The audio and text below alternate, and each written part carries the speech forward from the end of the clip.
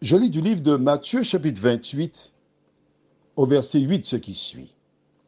Elles s'éloignèrent promptement du sépulcre, avec crainte et avec une grande joie.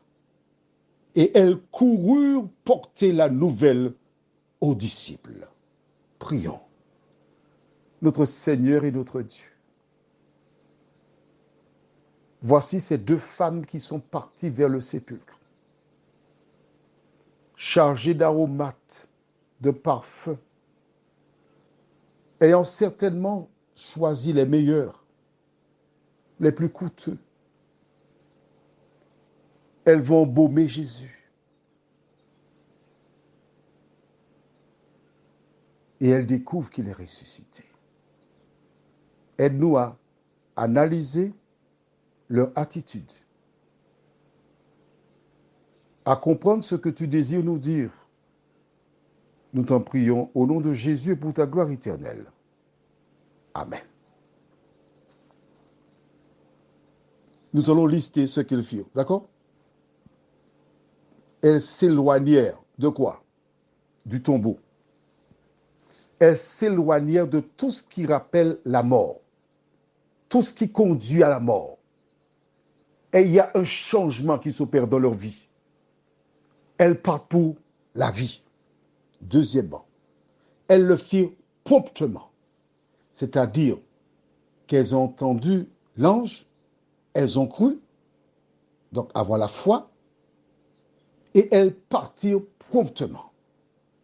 En clair, toi, tu écoutes le WhatsApp, tu découvres la vérité, que fais-tu? Tu l'acceptes promptement dans ta vie. Ensuite, elles partirent avec crainte, mais avec une grande joie, et elles coururent. Nous avons vu qu'elles s'éloignèrent promptement. Mais ensuite, elles ont commencé à courir. Jésus avait donc, il est mort à l'âge de 33 ans et demi. Imaginons que Marie avait 20 ans. Hein, on va dire 20 ans. Donc 20 plus 33 et demi, on va dire 55 ans. D'accord? Marie de Magdala, nous n'avons pas son âge. Mais essayez d'imaginer deux femmes qui courent de cette tranche d'âge. Pourquoi peuvent-elles courir? Tu es là, assis sur ta véranda, dans ton rocking chair, dans ta berceuse, et tu vois deux femmes qui courent plus bas. Quelle pensée te traverse à l'esprit? Tu regardes et tu ne vois personne leur courir après. Tu te poses la question, mais pourquoi elles courent, ces femmes-là? Mais qu'est-ce qu'elles ont à courir comme cela? Essaie d'imaginer cela. Et je te dis ensuite, lorsque tu rencontres Jésus de Nazareth, lorsque tu rencontres la vérité, tu ne peux pas être la même personne. Tu ne peux pas fonctionner du style à la roulée, les bras croisés. Non! Elles coururent parce qu'elles avaient un message important à transmettre. Lequel? Porter la nouvelle aux disciples. Toi qui m'entends, toi qui écoutes depuis un moment les WhatsApp, toi qui as vérifié dans la Bible, toi qui arrives à la conclusion que ce que tu entends, c'est la vérité, que fais-tu de cette vérité? Que fais-tu de cette bonne nouvelle? Prions.